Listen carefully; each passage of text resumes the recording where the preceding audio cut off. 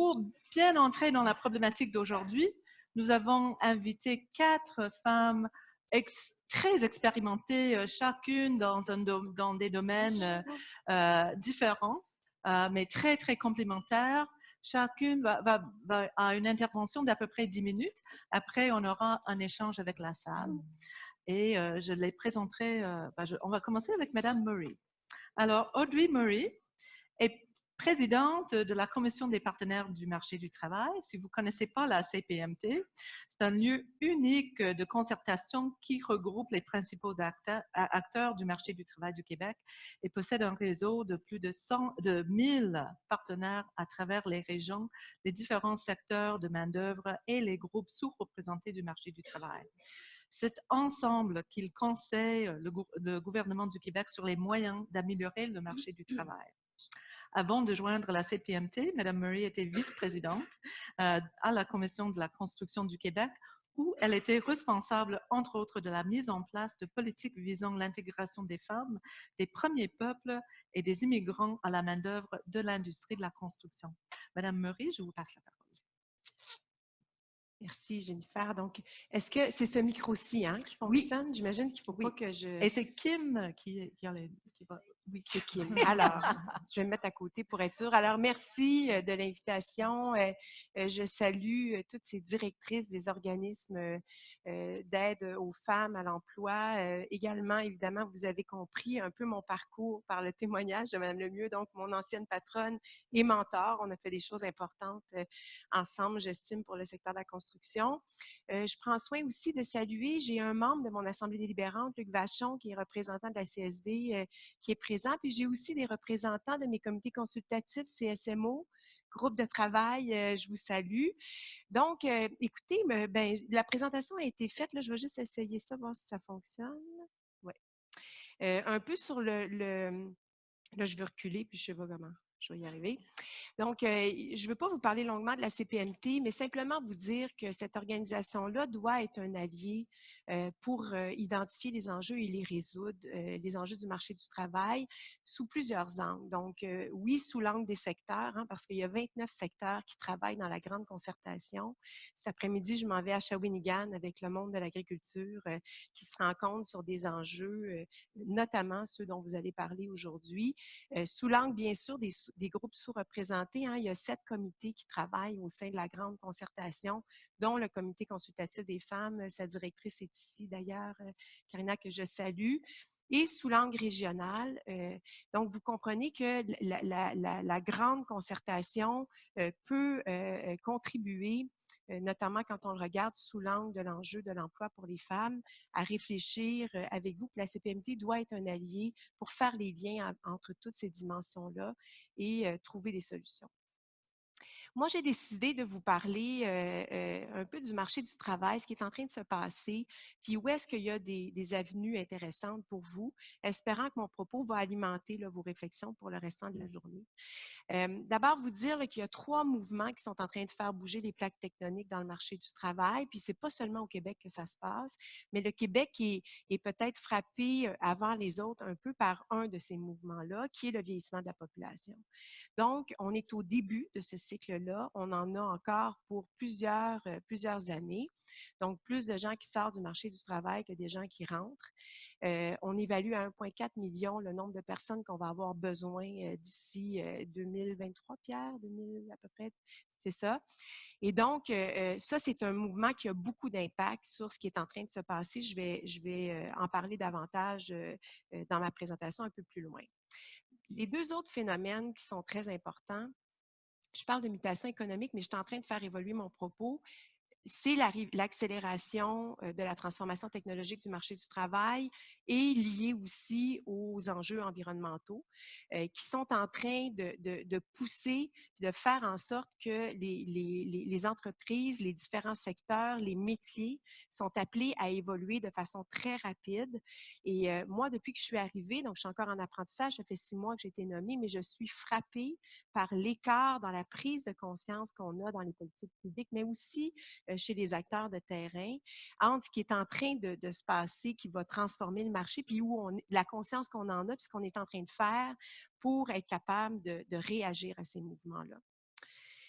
Donc, quand on regarde les statistiques, je ne veux pas les nommer parce que vous les connaissez bien, là, il y a un effet paradoxal parce qu'on a beau se dire c'est le plein emploi, le taux de chômage est plus bas qu'il n'a jamais été, mais au fond, il ne faut pas être certain que c'est une bonne nouvelle parce que c'est un moment de transition où si on ne relève pas le défi de ces constats statistiques-là, par exemple, de moderniser nos façons de faire dans les entreprises, d'accompagner le changement en tenant compte du développement des compétences puis de la nécessité d'intégrer des groupes, des nouveaux groupes, de bien travailler de façon tout l'écosystème du monde du travail, bien, on est à risque de se retrouver dans une situation où on aura peut-être des besoins de main-d'œuvre qui sont davantage des besoins de nouvelles compétences, avec des gens qui n'auront pas suivi le parcours nécessaire parce qu'on n'aura pas été à la bonne place avec eux et avec elles pour répondre à ces besoins-là. Donc, on aura des gens qui seront peut-être à risque d'être inutiles par rapport aux besoins du marché du travail dans un contexte où on en aura beaucoup besoin parce qu'on est en situation de rareté et qu'il y a de l'espace devant nous. Donc, un phénomène un peu paradoxal. D'ailleurs, quand on regarde les postes vacants là, dans les journaux, ils parlent beaucoup de ça, là, les postes vacants, les 118 000 postes vacants. C'est vraiment étonnant parce que la majorité sont pour des postes non spécialisés en ce moment. Puis, on sait que ces postes-là sont à risque de diminuer. Je vais vous montrer des statistiques quand on le projette dans le temps. Hein, fait qu'on voit, là, on est vraiment dans un changement de paradigme. Mon Dieu, il me reste 5 minutes. Donc, j'accélère. Je laisserai ma présentation de toute façon si elle peut vous soutenir. Là, vous avez ce que l'OCDE, les grands forums économiques sont en train de documenter pour dire voici ce qui va se passer. Puis ce qui ressort de ça que je veux vous dire, puis pour moi, c'est au cœur du rôle de la CPMT, c'est qu'il faut absolument qu'on mette la main-d'œuvre dont les femmes, évidemment. Puis pour moi, il y a une opportunité de ce côté-là en marche pour être constamment en formation continue, puis pour aller chercher les compétences qu'on appelle les compétences essentielles, les compétences de demain. Ça, je vous en ai parlé. Mais peut-être vous dire un mot quand même, parce que la pression n'est pas juste du côté des femmes. Moi, là, je ne recule pas, j'avance. Attendez une minute, je vais y arriver, je vais y arriver. Donc, au-delà des chiffres, là, un peu ce que je vous ai dit, donc là, on est au début d'un cycle où on vit, oui, une rareté de nombre, de compétences, mais aussi de nouvelles compétences qu'il faut qu'on développe. Nos entreprises, puis moi, je l'avais bien vu dans le secteur de la construction, évidemment, sont mis dans une situation de grand défi parce que le Québec, c'est la première fois de notre histoire qu'on vit un plein emploi. Ça veut dire que tous les processus de dotation, de développement des compétences, de mobilisation de la main-d'œuvre. Les entreprises, c'est la première fois qu'ils sont challengées puis qu'ils ne sont pas capables, là, c'est un peu rough de le dire comme ça, mais dans leur processus RH, là, le raffinement n'est pas nécessairement au rendez-vous par rapport à ce qu'exige une situation de plein emploi. Et ça, c'est notre situation à nous, il faut en être conscient parce qu'en Ontario, ils l'ont déjà vécu, puis aux États-Unis, ils ont déjà vécu des situations de plein emploi. Ça veut dire que les processus RH étaient plus adaptés pour vivre cette situation-là que nous. Donc, nos entreprises sont un peu dans une situation de panique qui n'a pas à voir avec juste le phénomène réel de rareté, mais aussi le fait qu'ils doivent évoluer de l'intérieur dans leur stratégie. Puis, de mon point de vue, les organismes en employabilité du côté des femmes ont beaucoup réfléchi à ces questions-là et connaissent bien les facteurs de succès pour l'intégration hein, de la main-d'œuvre, d'une main-d'œuvre différente ou de des femmes. Et c'est de ce côté-là qu'il y a probablement des opportunités pour soutenir les entreprises puis les accompagner en ce moment parce qu'ils ont besoin de se raffiner dans leur stratégie de gestion RH. Bon, je ne sais pas comment je vais y arriver, je vais tout passer ça ici.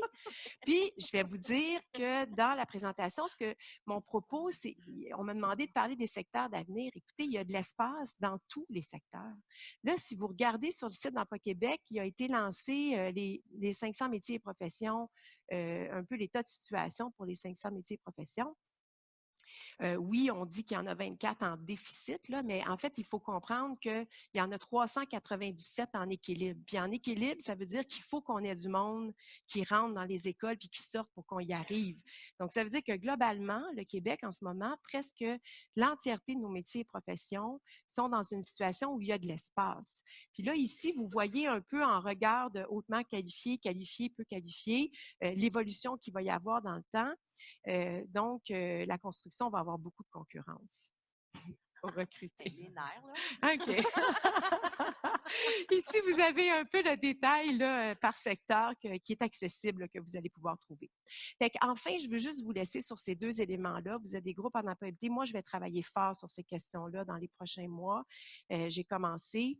Ce que la littérature nous dit en ce moment, c'est que si on veut que la main-d'œuvre, les femmes, on traverse les changements qui sont en train de se passer dans le marché du travail, il faut qu'on soit actif sur ce qu'on appelle les compétences essentielles et compétences du futur. Au Québec, il y a 47 de la main-d'œuvre active qui a des difficultés de lecture niveau 3. Ça veut dire que c'est des personnes qui sont en emploi, qui vont pas se reconnaître comme analphabètes puis aller chercher des services à Emploi Québec. Et c'est des gens qui, souvent, dans les entreprises, n'ont pas été identifiés avec des enjeux. Quand on pousse la recherche au niveau des analyses, on constate qu'ils ont aussi des enjeux de numératie et de littératie numérique. Ça veut dire que quand on commence la transformation dans une entreprise, puis là, on le voit, le gouvernement veut mettre beaucoup l'emphase, hein, numérisation des entreprises, modernisation. Là, il faut qu'on ait des stratégies gagnantes pour que la main-d'œuvre active ait les outils pour suivre ce rythme-là. Donc, pour moi, je vous lance un peu le défi de dire, bien là, comment on fait? Moi, de mon côté, je suis en train de demander plus d'argent pour bâtir des nouveaux programmes, pour qu'on ait des nouveaux outils, pour qu'on soit capable de manœuvrer. Et on ne peut pas échapper la main-d'œuvre féminine dans ce processus-là.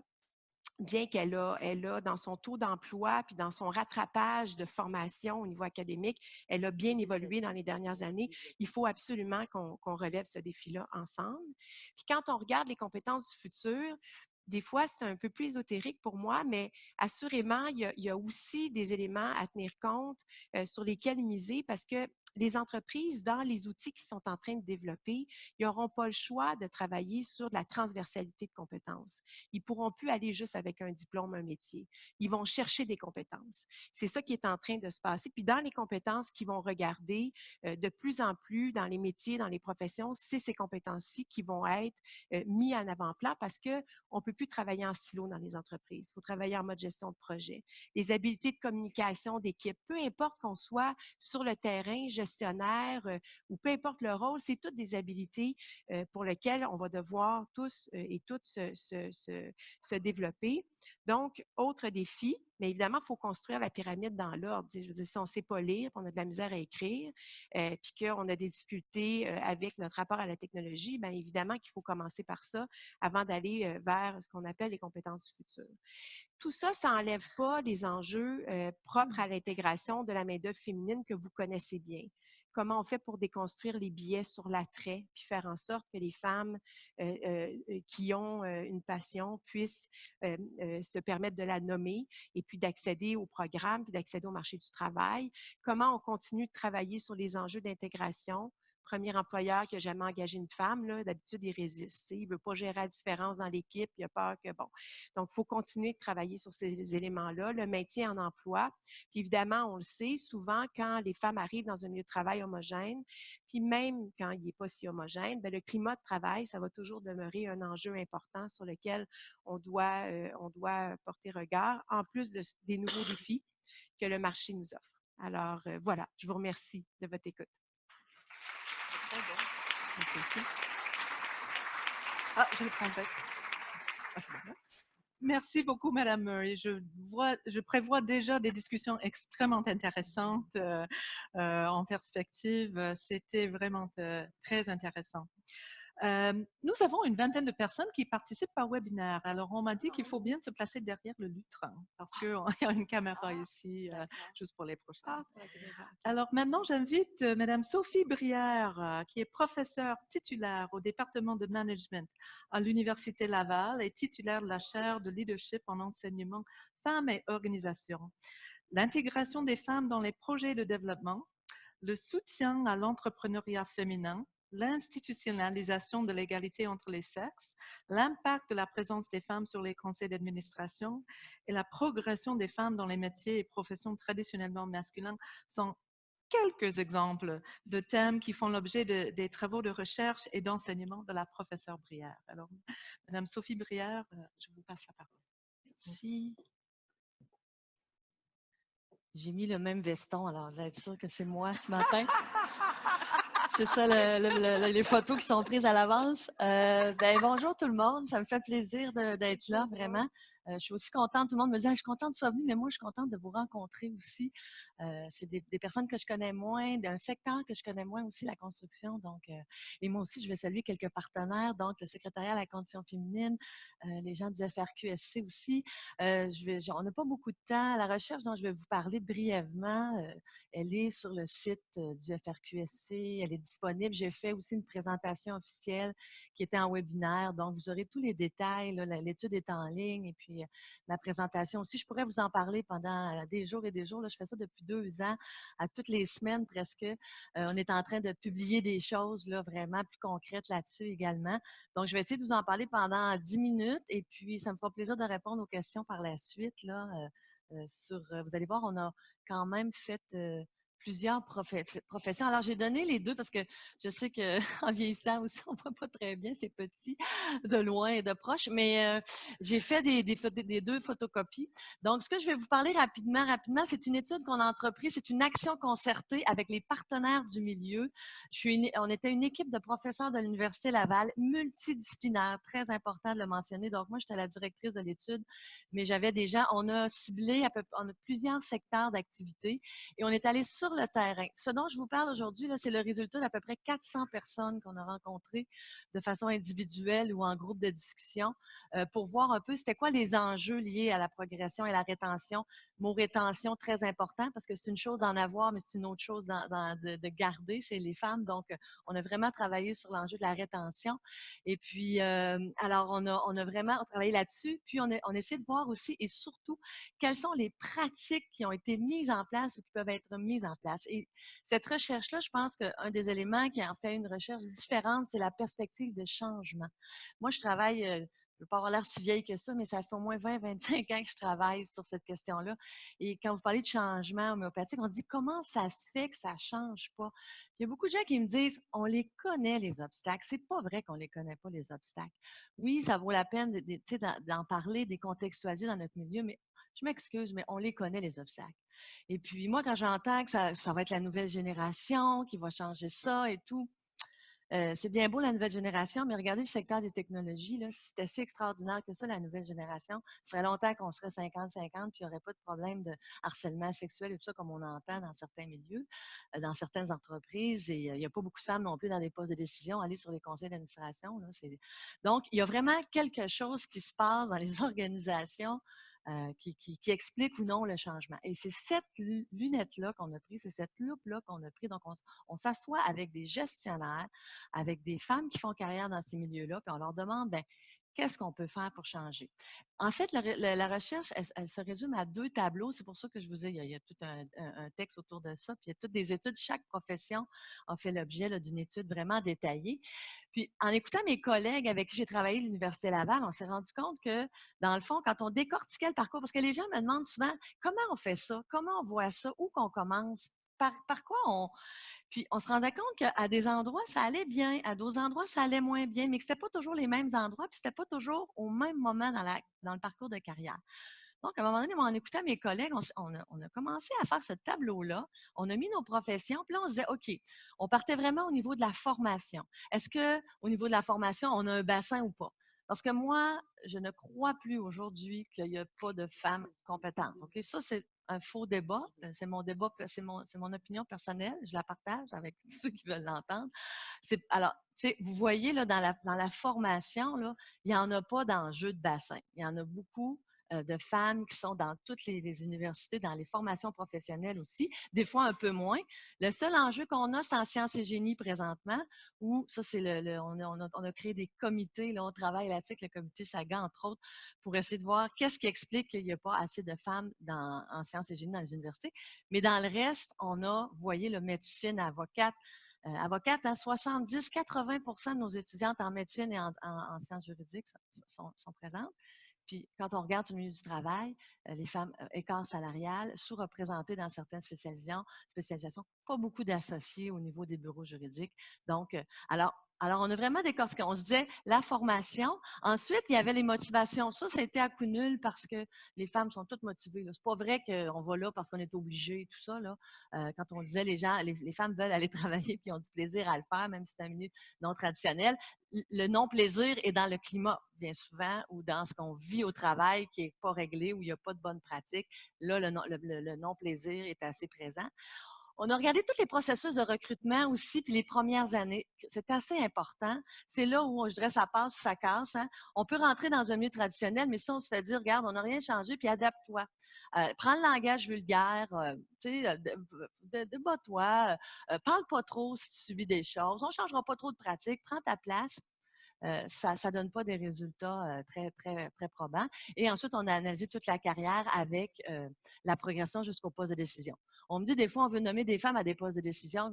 Comment on fait ça? Bien, il faut préparer le pipeline dans l'organisation. Oui, on peut en nommer comme ça sur des conseils d'administration. Mais si on veut un vrai changement, il faut travailler dans tout le processus de notre organisation. Puis on l'a vu dans nos professions en vert, en bas, c'est ce qu'ils ont fait. Ils ont préparé. Puis au bout de 5, 10, 15 ans, inquiétez-vous pas, il y en a des femmes qui peuvent se présenter parce qu'ils ont plus d'expérience, ils ont un bon vécu dans l'organisation. Donc, on a fait une espèce de ranking des professions. Je ne pourrais pas rentrer dans tous les détails de chacun, mais on a vraiment des textes, des analyses sur chaque. Et vous voyez, au départ, on travaille très, très fort avec les cabinets juridiques actuellement parce qu'on a fait une rencontre avec le barreau. Ils étaient très surpris de voir qu'il arrivait en première ligne. Les gens en finance aussi. Nos cas vedettes, hein, un de mes cas vedettes que je parle beaucoup puis que je me sers dans des milieux traditionnellement masculins, les centres de détention au Québec. Il y a un centre de détention à Montréal qui a 50 de femmes agentes de services correctionnels avec une prison composée uniquement d'hommes.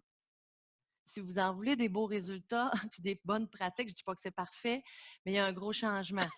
J'étais avec le service d'incendie de la Ville de Montréal il y a quelques semaines, et puis l'état-major m'ont dit, s'ils sont capables de faire ça, nous autres aussi, les pompiers, on devrait être capables.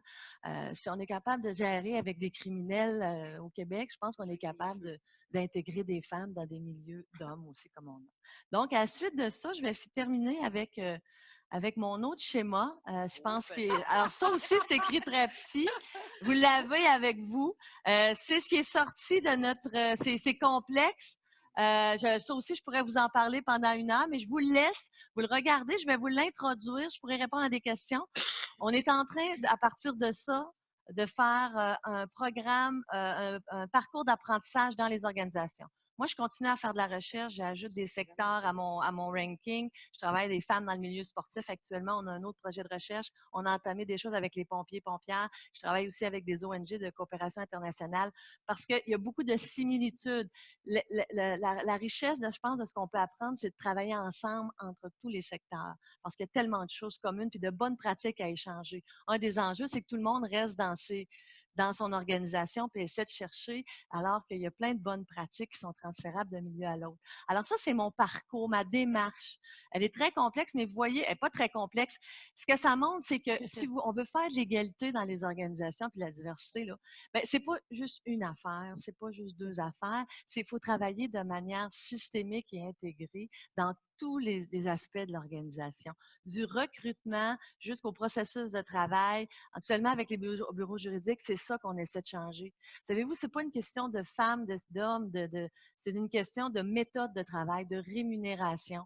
La compétition qu'il y a entre les personnes, ça ne favorise pas la progression des femmes parce que quand on ne travaille pas en équipe, quand on ça, je n'en ai pas parlé, mais les fameux congés de maternité, de paternité, la conciliation travail-famille, quand on est dans un bureau d'avocat, puis on part en congé, puis on revient, puis on a perdu nos dossiers, parce que c'est un avocat, un client, une cliente, une avocate. Donc, il faut revoir ces façons-là. Puis, vous savez, dans les cabinets juridiques, si on ne rapporte pas d'argent, on ne monte pas. C'est clair comme ça. C'est mathématique, là. Il n'y a pas d'affaire de genre ou de... Alors, si vous quittez pour des raisons de conciliation travail-famille et tout ça, bien, vous êtes déjà dans moi j'appelle ça une autre track. Il y a beaucoup de 2 tracks dans les organisations. Il y a les tracks traditionnels où on monte avec les méthodes traditionnelles et il y a les autres track où là, à un moment donné, parce qu'on a des enfants, parce qu'on concilie le travail-famille, parce qu'on choisit de travailler différemment, ben on va. Alors, il faut essayer de concilier ces deux choses-là. Les conditions de travail, très important, les horaires de travail. Le problème des policiers et policières aujourd'hui, c'est beaucoup un problème d'horaire de travail. J'entendais le président de VIARAI lors d'une conférence qui me disait, moi, c'est la journée où j'ai changé mes horaires de train. J'ai vu une grande progression des horaires de travail de mes gens sur les trains parce que les gens ne veulent plus partir une semaine ou deux loin de leur famille. Il me disait c'est une vision archaïque de la chose. Aujourd'hui, les gens veulent concilier travail-famille et ça, là, c'est aux organisations je pense, à collaborer et à changer leurs pratiques à ce niveau-là. Tout le climat de travail. Tu sais, quand on arrive, on n'est pas trop accueilli, on ne sait pas trop quoi faire, c'est pas notre milieu, on est des nouvelles personnes. Puis là, en plus, on se fait harceler, puis il y en a une procédure, mais pas ça, je vais dénoncer parce que vous savez que quand on entreprend des procédures contre le harcèlement, que dans 95 des fois, on ne réintégrera pas notre travail. Donc, il y a un gros travail à se faire à ce niveau-là. Puis les cas où ça fonctionne bien, mes cas en vert, on a travaillé beaucoup là-dessus, beaucoup sur le langage, le climat. Tout l'accompagnement individuel aussi. Il y a des métiers qui sont stressants. C'est des choses, il y a des enjeux de sécurité dans des métiers traditionnellement masculins. J'ai des inspectrices que j'ai rencontrées en santé et sécurité au travail qui s'en vont inspecter des chantiers de construction, qui sont tout seuls, des fois dans des abattoirs, dans le fin fond des régions du Québec. Et puis, elles ont besoin, elles ont besoin de se sentir en sécurité et avoir des mécanismes que s'il y a un problème avec quelqu'un sur le terrain, tout de suite, elles vont être supportées. Ça fait toute la différence. Et aussi, toute la question des femmes à des postes de décision. Il y a toutes sortes de mécanismes aussi qu'on peut mettre en place. Donc, voici un peu l'ensemble de notre démarche. Voici sur quoi on travaille, à la fois en termes de recherche pour continuer à collecter des données. Puis on travaille concrètement sur le terrain avec les organisations pour essayer de changer les bonnes pratiques. Et ça vous donne un outil diagnostique aussi pour voir, ben moi, au niveau des processus, ça va bien, mais mon climat, c'est là-dessus qu'il faut que je travaille. Puis commencer à se faire un plan de match parce qu'on ne peut pas tout faire en même temps. Puis sachez qu'une démarche d'égalité, là, pour passer l'expérience montre que pour passer de 10 à 50, là, c'est pas en 2 ans, c'est pas en 3 ans, c'est dans 10, 20 ans. Puis, il faut commencer à quelque part, il faut savoir où est-ce qu'on s'en va, il faut documenter, suivre, consulter les gens. Nous, on travaille avec les gens sur place parce qu'il n'y a pas de bonne recette, mais il y a des outils qui peuvent nous guider et puis on peut accompagner les gens là-dedans. Merci. Wow.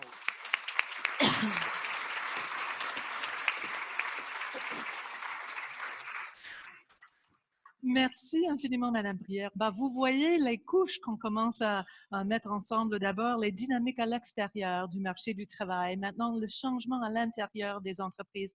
Comment est-ce que ça se passe? Et puis maintenant, j'invite Geneviève Colette. Geneviève est directrice générale du Centre d'intégration au marché de l'emploi et présidente du comité consultatif femmes en développement de la main-d'œuvre féminine de la Commission des partenaires du marché du travail. Depuis plusieurs années et par son parcours riche et diversifié, Geneviève a développé une expertise pointue sur la diversification des choix professionnels et de manière plus précise sur tout ce qui concerne l'analyse différenciée selon le sexe dans les secteurs non traditionnels. Elle a réalisé diverses études en lien avec la conciliation travail-famille-études et des proches aidants et sur la mixité en emploi, notamment auprès de la Commission de la construction du Québec, le Comité sectoriel des services automobiles et actuellement avec le Camo Route. Alors, Geneviève.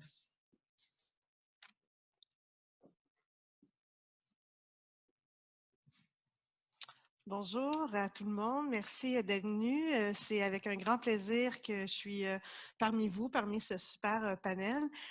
C'est difficile de passer en troisième parce qu'il y a tellement il y a tellement de belles choses qui se sont dites, mais en même temps, ça va me permettre, moi, de m'ajuster.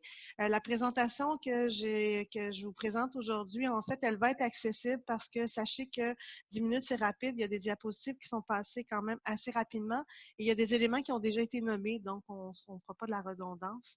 Alors, effectivement, je suis présidente du comité consultatif. Je vais essayer de comprendre comment la manette fonctionne. Voilà. Je vous passe rapidement l'histoire.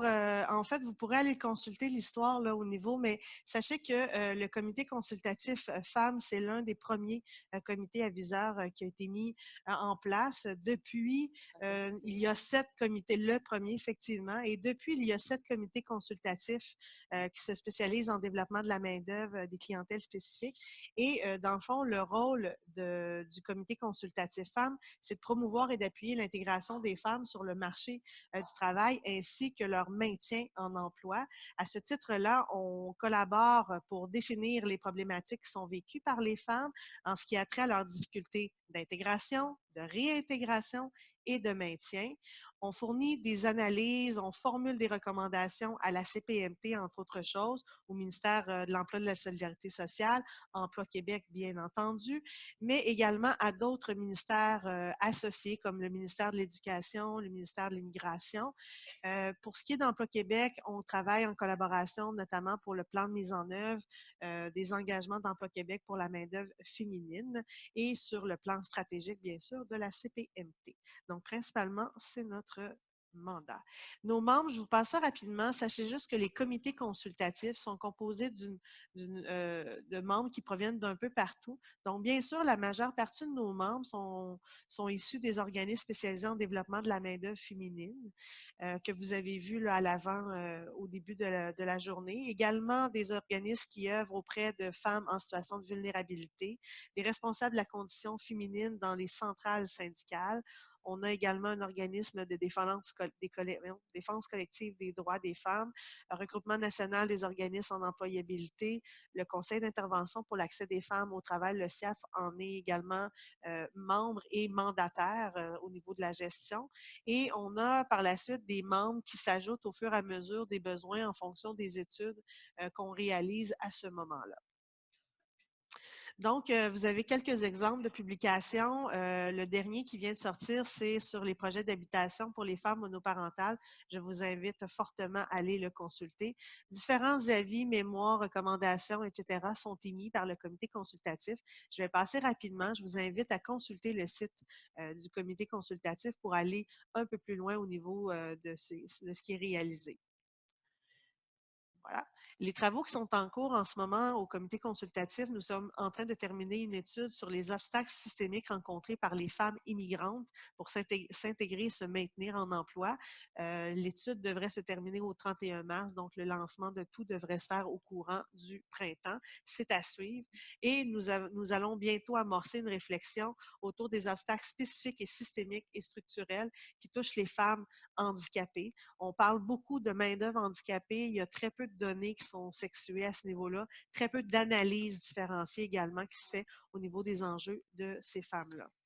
Donc, en terminant, il y a un gros événement qui est à venir pour démarrer cette réflexion-là.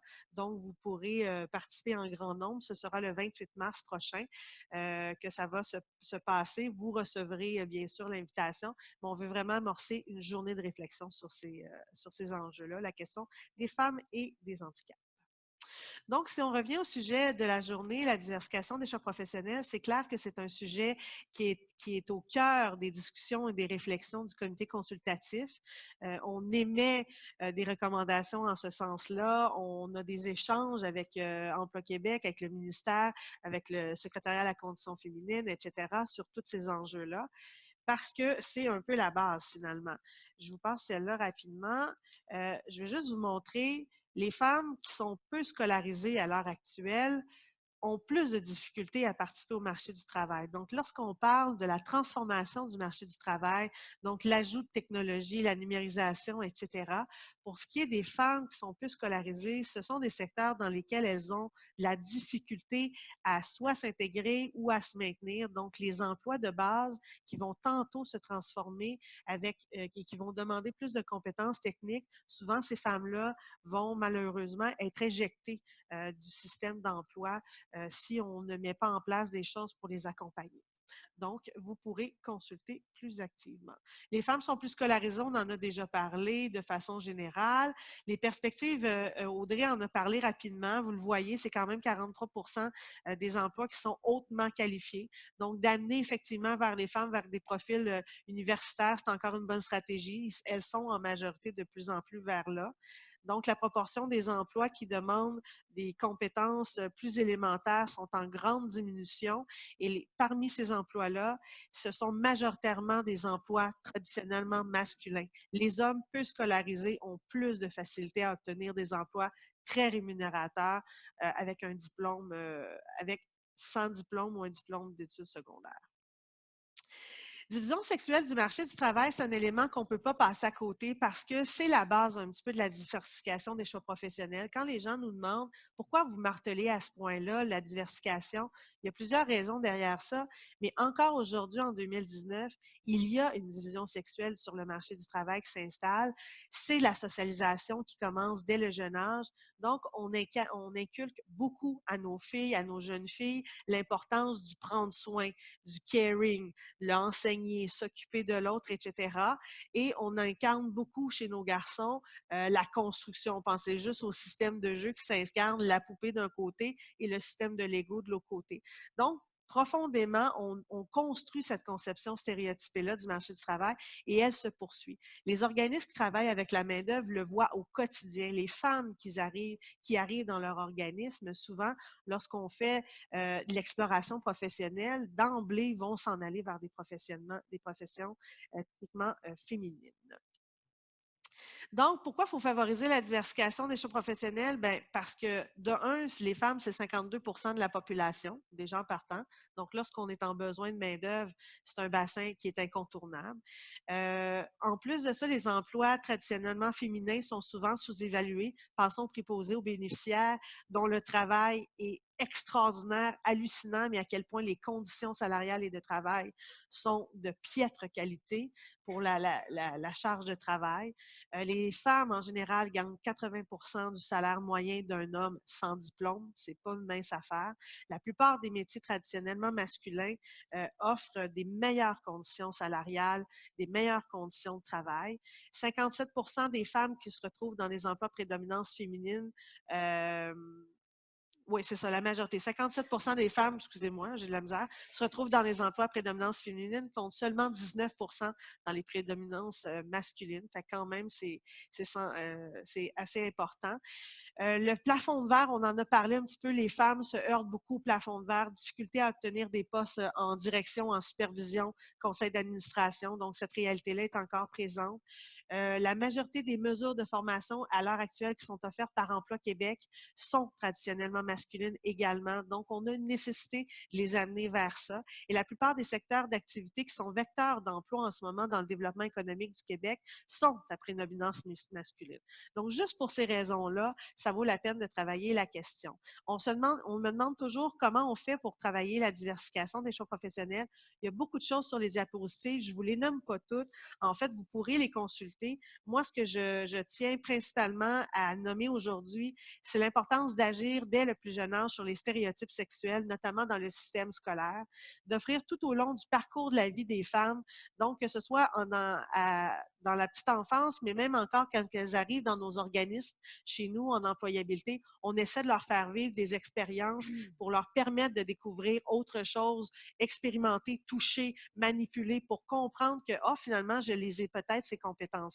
Stimuler l'exploration professionnelle par la manipulation, ce sont des choses pour lesquelles le gouvernement doit absolument investir des sommes pour permettre aux organismes en employabilité d'offrir plus encore d'activités en ce sens-là.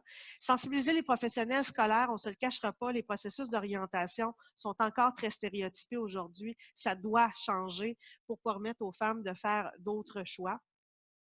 Et là, je passe par rapport à ça.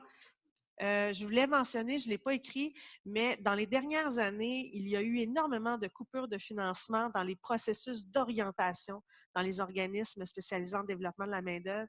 Et sans processus d'orientation, on passe à côté d'opportunités pour pouvoir stimuler à la diversification. Il faut absolument pouvoir soutenir ça parce que les femmes font souvent un deuxième choix de carrière et à ce moment-là, se permettent d'aller vers des professions traditionnellement masculines. En conclusion, merci. On pourrait dire encore bien des choses. Je pourrais vous en parler pendant 2 jours de temps. Une chose est certaine, on aura beau faire tout le travail pour outiller les femmes à aller vers ces domaines-là.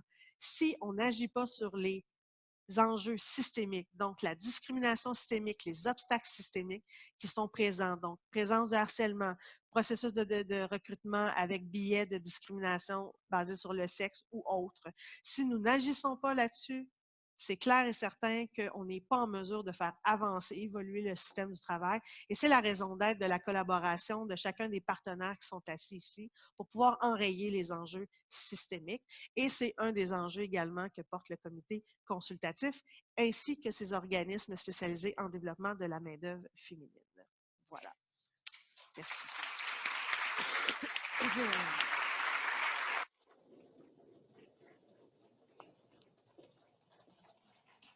Wow, merci beaucoup Geneviève. Vraiment, on a eu 3 interventions extraordinaires et tellement complémentaires. Le marché du travail, les organisations et les femmes elles-mêmes, où sont-elles et pourquoi sont-elles toujours dans les mêmes secteurs? Alors, Madame Lemieux, je vous réinvite, si vous aimeriez compléter le portrait qui se dégage, je vous laisse la parole. Alors, je me suis donné le devoir de faire une espèce de conclusion. D'abord, pour moi, l'enjeu, c'est si on veut avoir un plan de match qui a de l'impact, c'est quoi les ingrédients dont on a besoin. Et j'ai essayé de tirer les leçons que moi, j'ai tirées de mon propre parcours et je suis sûre que vous allez retrouver des ingrédients là-dedans. C'est pas scientifique, mais je pense que ça marche.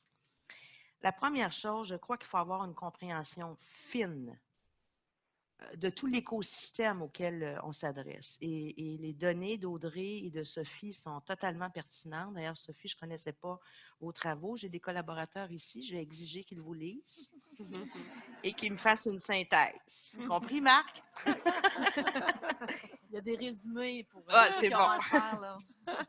Mais je crois qu'il faut avoir une compréhension fine.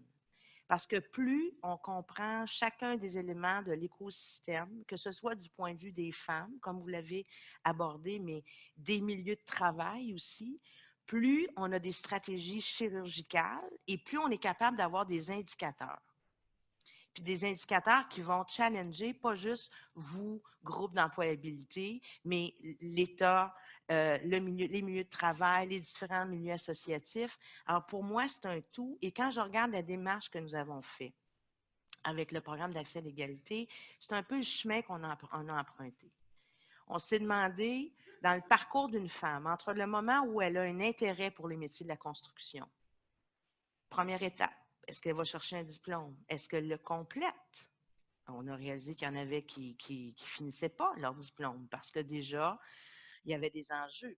Les enjeux autour du premier emploi, la rétention d'emploi, et c'est la compréhension fine qui nous a amené à avoir des stratégies beaucoup plus ciblées qu'on pouvait mesurer. Et quelques années plus tard, on est capable de reprendre ce regard-là puis refaire un tour de roue là où on a encore des nœuds. Alors, je suis persuadée de ça. Deuxième élément, bien cerner qui est responsable de quoi. Et c'est pas vrai que chacun d'entre nous, je veux revenir sur la compréhension fine, excusez-moi. Dans vos régions, là, ça veut dire que vous devez connaître le marché du travail de votre région. C'est quoi les emplois à venir? C'est quoi la structure économique? C'est quoi les gros employeurs? Il faut que vous connaissiez ça. Il faut connaître ça, comme on essaie de le faire pour l'industrie de la construction, où on réalise, par exemple, qu'on a la grande majorité des employeurs, c'est 5 travailleurs et moins. Tu n'abordes pas ce problème-là de la même manière que quand tu as des grands employeurs qui ont des directions de ressources humaines. Alors, il faut une compréhension fine. Et votre exemple, par exemple, vous disiez qu'il faut adapter des outils qui sont cohérents avec des enjeux morphologiques ou whatever. Bien, dans quel métier on a plus de problèmes? Comment même qu'on prendrait la bouchée large comme ça? Quels métiers sont plus problématiques? Où on aurait des vrais gains à faire pour développer des outils qui soient plus adaptés. Parce que des stratégies où tu as le mot, je voyais sensibilisation, Geneviève, ce n'est pas du tout un reproche, mais dans une stratégie, sensibiliser, là, c'est de la tarte aux pommes. Je m'excuse. Sensibiliser quoi? À quel sujet? Pourquoi? Comment on va mesurer ça? C'est comme ça qu'on a des plans de match qui ont de l'impact. Le deuxième ingrédient, donc bien cerner qui est responsable de quoi, pour mobiliser, pour challenger, pour que chacun assume son rôle. Comme comité consultatif, ça m'a rappelé un souvenir, Thérèse, un brouillard autour de ce comité consultatif lorsque j'étais ministre responsable d'Emploi Québec, qu'on a résolu. Mais par exemple, vous êtes beaucoup aussi dans les mesures structurantes. Alors, tu sais, là, vous pouvez avoir un apport extraordinaire. Vous avez un pouvoir de recommandation au gouvernement. Nous, on est en train de regarder, par exemple, les programmes d'obligations contractuelles. Il y a quelques mesures structurantes. On ne peut pas juste compter là-dessus. Mais il y a quelques mesures structurantes qui peuvent être des leviers. Alors, bien cerner qui est responsable de quoi pour mobiliser puis pour challenger. Et le dernier élément, qui est absolument pas scientifique, mais j'en suis convaincue, il faut avoir des champions puis des championnes. Il faut avoir un réseau de personnes qui sont top dans certains sujets, qui persévèrent, qui ont la tête dure, qui sont cohérents, qui ne lâcheront pas le morceau. Il faut avoir des champions et des championnes dans nos territoires, dans des secteurs de certains qui vont porter certains angles. Il faut entourer ces champions et ces championnes. Puis je pense à Audrey, qui a été ma championne, notamment à la CCQ. Et il faut avoir quelques personnes qui ne lâchent pas le morceau sur un certain nombre de choses. Je sais qu'il n'y a pas de littérature sur la théorie des champions, mais je suis persuadée que c'est comme ça que ça fonctionne. Et c'est l'addition de ces gestes-là. Sophie a totalement raison. Il n'y a pas de baguette magique. Il n'y a pas une solution. C'est une palette. C'est l'addition de ces gestes petits, grands, ciblés, orchestrés, qu'on mesure et dont on peut savourer aussi les résultats. Il faut aussi se réjouir de nos résultats pour pouvoir s'attaquer à des morceaux qui résistent davantage. Alors, c'est ma conclusion. J'espère qu'elle contribuera à vos réflexions. Merci.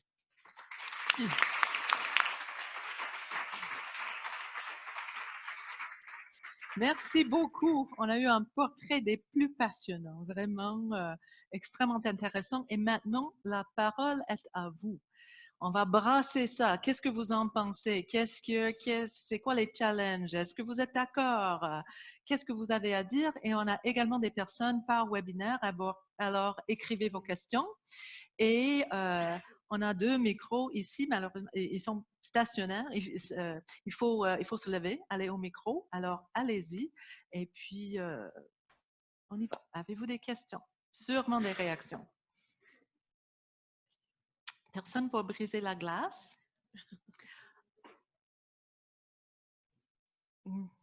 Bah, moi, j'ai quelques... Oui, Oui, OK, ça se allez-y. peut pas. Bah, Ben allez-y. oui. Oui. Ah, je suis là, je peux Oui. parler, j'attendais mon Oui. micro.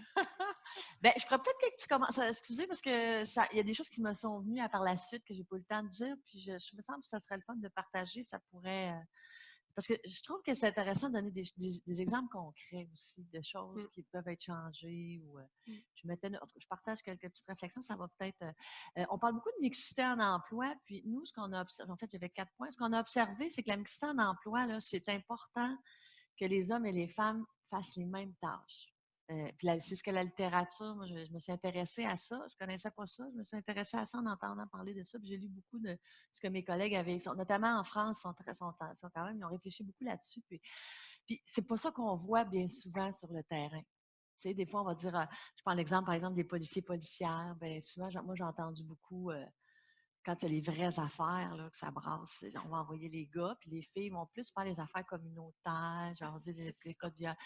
Je fais une recherche sur les femmes en sport, puis j'entendais cette semaine, je discutais avec les gens dans le ski acrobatique. C'est entre nous, là, parce que je ne suis pas supposée dire ça. Puis ils me disaient, les jeunes filles, pourquoi il n'y a pas beaucoup de jeunes filles par rapport aux jeunes gars? Parce que les jeunes filles, là, elles ne font pas telle montagne. Elles ne commencent pas de la même façon. Quand on arrive, il y a 2 groupes. Les gars font les affaires, les filles font les autres affaires. Puis, ça fait, qu'est-ce que ça fait? Ça fait que les filles pensent qu'elles sont moins bonnes que les gars, parce que les gars, eux autres, ils font une grosse montagne. Puis elle me disait, quand on veut que les filles, eux autres, ils ont besoin, s'ils ont un saut à faire, ils ont besoin de le voir avant quelqu'un qui l'a réussi. Puis elle me disait, oui, c'est super intéressant parce que faire un saut, c'est le fun de voir quelqu'un le réussir avant le flou, tu sais. Quand tu as, mettons, 8 ans, 10 ans, là. Mais je disais, les gars, ils n'ont pas besoin de ça, eux autres. Non. Pourquoi les gars n'auraient pas besoin de ça? Mais c'est parce que les gars, là, ils ne diront pas qu'ils ont peur, bien souvent. Puis les hommes, là, dans le milieu du travail, ils ne diront pas qu'ils forcent, puis qu'ils ont mal dans le dos, puis qu'ils ont peur quand ils vont dans une ferme dans le fin fond, parce qu'ils vont faire rire d'eux autres bien souvent. Parce que moi, j'ai rencontré des hommes aussi dans mes recherches qui disaient, hey, moi, des fois, mes collègues, c'est eux autres qui rient de moi. C'est eux autres qui rient de moi si je prends mon congé de paternité. Là. En police, on appelle ça des paternités d'été, là, parce que là, ils vont écouter le baseball à la piscine. C'est ça que le nom dit, hein, ce qui se dit. Donc, bien souvent, le fait d'amener des femmes dans le milieu du travail, c'est pas nécessaire parce qu'elles sont meilleures que les hommes, sont extraordinaires. Des fois, j'entends ça, mais ça amène, c'est pas vrai, là, mais je veux dire, ça amène d'autres préoccupations que bien souvent, on n'aurait pas traitées. Envoyer, tu sais, qu'un homme s'en aille dans le fond d'un abattoir puis qu'il se fasse brasser, pas bien grave. Mais qu'une femme, par exemple, pour une organisation qui va se faire harceler, ça sort, là, ça, là, dans le public, là, ça, c'est pas drôle. Alors, on dirait que le réflexe est plus là, quand ce sont les femmes, de mettre en place, justement, des mesures de sécurité et tout ça. Puis, un exemple qu'on a vu assez frappant dans le milieu correctionnel, c'est ça. Moi, j'avais l'impression qu'on allait envoyer les... Au départ, c'était ça. Là. Les gars vont aller faire les vraies interventions, puis les femmes vont dialoguer avec les détenus, puis c'est pas du tout ce qui s'est passé. Puis je pense que ça a été un facteur de succès.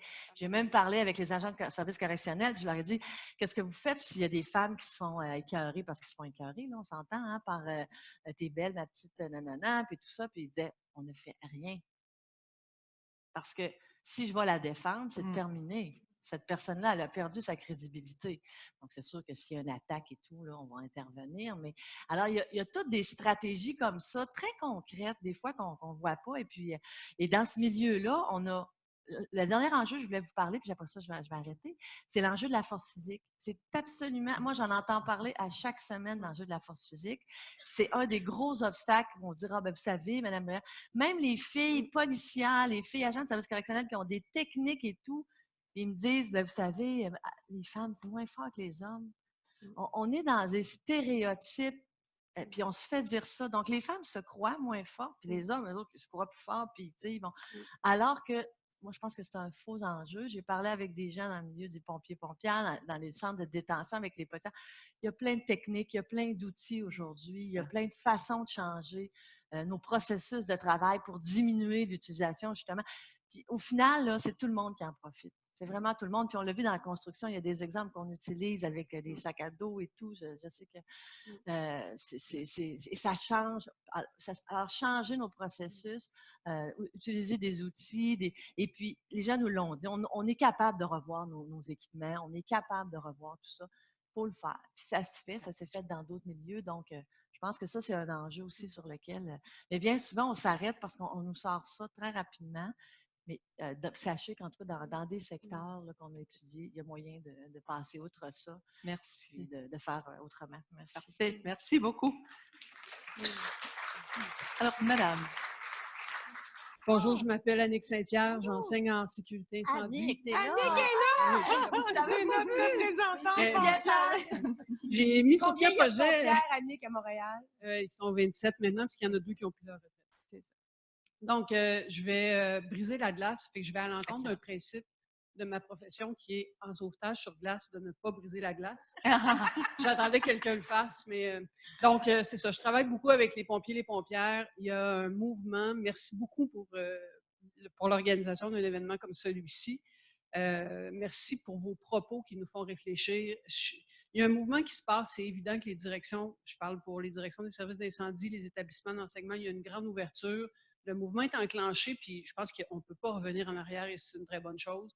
Même les hommes dans le milieu savent que ça s'en vient, ils s'y préparent, ils sont de plus en plus ouverts. La difficulté que j'ai, c'est de rentrer en contact avec les femmes qui se sont fait un nid parmi les gars et qui ne veulent pas ressortir pour être différentes. Donc, au DEP, ça va bien, je les convoque. Fait que là, tu es convoqué par quelqu'un, tu y vas, tu es à l'école, tu viens d'être... Au DEC, déjà, il faut que le local soit loin des regards pour pas que les gars sachent qu'il y a une rencontre de filles. Puis si les filles peuvent s'en sortir parce qu'ils ont une pratique, parce qu'ils ont un entraînement, parce qu'ils ont d'autres choses, elles sont bien contentes d'en sortir. Mais dans le milieu de travail, c'est vraiment pas évident. Il faut que je fasse des soupers dans un resto de quartier pour qu'elles viennent me jaser. Parce que si j'entre en caserne, Là, de quoi on va parler d'affaires de filles. Fait que comment on fait pour rendre ces jeunes femmes-là et ces femmes-là qui sont à 20 ans, parce qu'il y a 20, 25 ans, là, il y avait des pompières qui se sont fait embaucher, pour les faire sortir sans qu'elles sortent, dans le fond. Ils n'ont pas besoin de faire un coming out, là, mais pour qu'elles puissent être à l'aise de parler de ce qu'elles vivent, des bons coups, de ce qu'on peut mettre en place, c'est ça. Oui, Madame Lemieux. Vous savez, il y a un prix à payer. Sophie disait, lorsque, par exemple, dans la plupart des grandes entreprises, on a des politiques dans la loi sur les normes, sur le harcèlement, etc., ce sont des outils qui sont nécessaires, mais il peut y avoir un prix à payer, n'est-ce pas? Un prix moral, un sentiment d'exclusion, etc.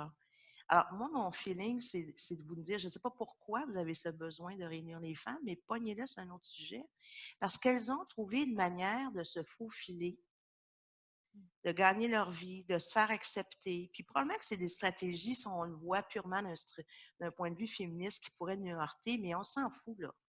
Ils ont trouvé leur manière de se faufiler. Peut-être pas les poignées de front, les poignées de côté, sur autre chose, avec les gars. Pourquoi, là? Ben, qu'est-ce que vous en pensez de ça comme conseil? C'est un très bon point, mais j'ai besoin des filles pour recruter des plus jeunes. Parce que quand c'est le gars de 6 pieds 2 qui va dans une école ou qui va dans une activité communautaire ou dans un arrondissement... Je suis sûre que vous en avez un sympathique dans le cas. Oh, il y en a plein, mais les filles vont... Ça, il y a quelque chose, là. Est-ce que je suis capable de le faire, moi, à 5 et 4, quand celui qui me parle... Mais c'est vrai, mais moi j'aurais tendance aussi peut-être, excuse-moi Geneviève, j'ai pas voulais-tu parler, mais je pense que l'approche de mixité mix est intéressante. C'est-à-dire que à partir du moment où il y a un début de mixité, en tout cas dans le continuum des interventions dans le milieu de travail, je pense que d'aborder des enjeux qui ne sont pas juste féminins, parce que souvent, là, ce que Sophie dit, on l'a beaucoup vu dans la construction, on le voit, là, les enjeux qui sont nommés proprement féminins sont souvent les enjeux du milieu de travail général. Mais ils vont ressortir avec l'arrivée du nouveau groupe. Là, et parce que des gars pas forts qui ont de la misère à porter une feuille de J-Proc, là, il y en a dans la construction. Sauf que les collègues, ils ne le voient pas comme discriminant de l'aider. Mais la fille, ils vont dire, elle ne fait pas comme moi. Fait que là, ils vont voir une discrimination. Fait que moi, je trouve qu'il faut voir, parce que le milieu de travail, il faut qu'il soit prêt. Puis dans les ingrédients, comme dit Mme Lemieux, ben, il faut que la gestion soit impliquée dans ces affaires-là, moi, je trouve, parce que c'est eux autres qui collent des shots. Là. Fait que s'il y a des thématiques qu'on pense féminines, toi, tu les connais bien, Annick, de l'intérieur, mais qui, dans le fond, sont des problématiques du milieu de travail, puis qu'on colle des discussions mixtes en impliquant la ligne de gestion, moi, je pense que ça, c'est important. Puis l'idée d'avoir des duos de promotion puis de champion pour donner une image. Parce que les femmes, quand elles évaluent leur risque là, à choisir un métier non traditionnel, dans l'équation, ils vont se demander si le milieu de travail va être capable, ils vont avoir un allié quelque part. Là. Je veux dire, rapidement, elles vont cerner ça. Tu sais, quand on fait le parcours de celles qui traversent, là, bien, on voit qu'ils ont une stratégie, puis là, ils vont identifier quelqu'un dans le milieu qui va être capable de les soutenir. Donc, l'idée du duo. Mais bon, ça résout peut-être pas tout, mais... J'aimerais entendre Geneviève. Oui, parce que moi, je suis d'un autre avis, en fait. C'est pas que je dis pas que c'est pas correct puis qu'on n'en arrive pas là, mais nous, pour travailler vraiment auprès du terrain, pour réaliser beaucoup d'études dans les milieux traditionnellement masculins, je vais donner 2 exemples, en fait. Je vais donner l'exemple du concours Chapeau les filles. Les volets régionaux, vous le savez, n'existent plus. Mais à l'époque où les volets régionaux existaient, les organismes qui étaient très impliqués réussissaient à réunir les étudiantes de toutes les formations professionnelles et techniques et les réunir au sein d'un même endroit pour aborder des sujets qui les concernent, en fait, dans l'optique de qu'est-ce que ça veut dire être une femme en non-trad quand dans ton programme d'études, ça se passe bien, mais que tu arrives sur le marché du travail puis tu pognes 2 minutes. Excusez l'expression, mais c'est ça qui se passe, il y a un clash. Et l'importance du réseautage et de briser l'isolement et de finalement se rendre compte que oups, je suis pas toute seule à vivre le problème, on est plusieurs à le vivre. Ça peut paraître banal, mais quand on est un organisme femme comme les nôtres, la notion du groupe, on le sait tous qu'on en arrache, mettons, dans notre situation familiale. mais on a toujours quand même l'impression que c'est juste nous autres. Les filles en entrade, c'est exactement la même chose qu'ils nous disent. Donc, elles ont besoin de cet espace-là entre elles où elles puissent parler. On fait des études de contexte, nous, avec ACS+, dans plusieurs secteurs. Et quand on fait les groupes de discussion, on doit faire des groupes de discussion entre femmes et les groupes de discussion entre hommes. Parce que les peu de fois où on a voulu mixiser la chose, c'est clair, ça vient de se taire. Donc, lorsqu'elles sont entre elles, elles se permettent de se nommer les choses comme elles sont, avec la vraie vérité. Elles partagent leur vécu, elles se sentent bien, elles repartent en se disant « je suis pas tout seul ». La difficulté qu'on connaît actuellement, c'est que le Québec est un territoire très vaste.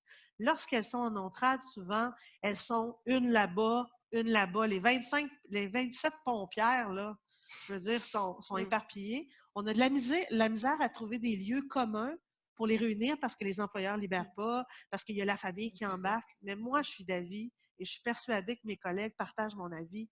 Il est encore aujourd'hui important de les réunir entre elles. Mais après qu'on ait dit ça, quand on réussit à recueillir les propos, les enjeux, les obstacles, elles ont également des solutions à nous partager. Et après ça, je crois que le travail doit se faire là, en concertation, là, avec les collègues, là, avec les gestionnaires, définitivement dans la recherche de solutions. Mais s'il vous plaît, continuons à leur laisser un espace privilégié pour elles. OK, Mais je laisse moi, Mme voudrais Lemieux pas, répondre. en fait, Brièvement, non, mais c'est pas s'il vous plaît. contradictoire ce que vous Non, dites, non, ce c'est qu'on ça. a Non, dit. c'est ça. Mais pour Parce qu'elles veulent arriver pas, à là. ce que les femmes soient confortables et que ça soit pas un enjeu pour elles d'avoir des meetings, des moments ensemble, puis que là, les gars capotent, etc., il faut peut-être faire un pas de côté pour arriver à ça. Moi, j'ai un souvenir, c'est plus anecdotique. Quand j'étais au gouvernement Bouchard, à un moment donné, on a fait un dîner, un souper juste de femmes ministres qui ont capoté. Là, ils voulaient savoir ce qu'on avait parlé, Les etc. médias en avaient parlé, moi, je me Enfin, souviens. c'est une autre histoire. Mais je crois qu'il faut être stratégique parce que ce sont des femmes qui gagnent leur vie. Puis là, nous, on a un niveau de conscience, on connaît toute la littérature la plus à jour sur les enjeux féminaux, féministes, tout ce que vous voulez. Mais là, on n'est pas là-dedans. Là. On est dans des femmes qui gagnent leur vie, qui essayent d'être confortables, qui ont trouvé toutes sortes de stratégies, des fois, qu'on peut trouver un peu weird, mais garde, il faut qu'ils gagnent leur vie, il faut qu'ils survivent. Il ne faut pas qu'ils arrivent le matin et qu'ils aient l'impression d'être dans une crise. T'sais. Alors, il faut peut-être avoir une stratégie de passer de côté pour assurer un moment de confort, éventuellement. C'est tout ce que je dis. Très intéressant. J'aimerais prendre une autre question, mais c'est vraiment intéressant, questionnant aussi, mais très stimulant. Alors, Caroline. Caroline Gagnon, Options sans limite. Cette semaine, le CIAF sur les médias sociaux partageait c'était quoi la réalité d'une personne au salaire minimum, mettait côte à côte l'idée préconçue qu'on avait que c'était pour des étudiants, des jeunes, mais que finalement, il y avait une grande partie. Puis, je regarde le témoignage de madame avec la progression des femmes dans les secteurs, je regarde ce que vous nous expliquez sur la construction, je regarde ce que Geneviève a dit. On est comme un peu outré d'entendre ça. On dit ça n'a pas de bon sens, ça n'a pas de bon sens, mais c'est sûr qu'on est une assemblée majoritairement féminine. Ma question, c'est quand vous arrivez dans les milieux qui, si on en croit cette étude-là, au niveau du pouvoir de décision, donc c'est des hommes, quand vous arrivez avec des constats comme ça, est-ce qu'ils sont aussi outrés que nous? Il étant qui? Les décideurs. C'est-à-dire que moi, quand je vois madame, par exemple, qui dit chez les avocats, il y a ci, il y a ci, il y a ça, vous avez plein de zones rouges et quoi que ce soit, ou dans la construction, quand vous arrivez avec votre étude là, sur l'intimidation qui est faite, pas seulement auprès des femmes, mais aussi auprès des compagnons, tout ça, est-ce qu'ils sont aussi outrés que ce qu'on peut vivre quand on le voit? Puis à quel moment ça, entre outré en haut, puis le marché, ça se touche pas, puis ça mène pas à c'est de l'intimidation de ce que je fais, c'est pas juste des jokes sur mon apprenti. Pourquoi ça bloque entre l'étude puis le travail direct? Très intéressant. Merci, Caroline. Mesdames. Peut-être, oui, je pense que il y a des gens qui sont outrés, il y a des gens qui se disent, il y a comme un défaitisme là-dedans en disant, on ne peut pas changer. On sait que c'est de même, on ne peut pas changer. C'est pour ça que moi, je travaille très, très fort avec mes stratégies, je suis en gestion, puis j'ai ressorti mes livres sur la gestion du changement, comment on travaille avec les opposants, comment on travaille avec les partisans du changement. Tantôt, on parlait des champions. Là. C'est ces lectures-là qu'il faut faire, puis pourquoi ça ne change pas. Puis sachez qu'il y a des changements, ça change pour tout le monde. Puis des fois, ça change pour le mieux. Puis des fois, tu perds tes privilèges aussi.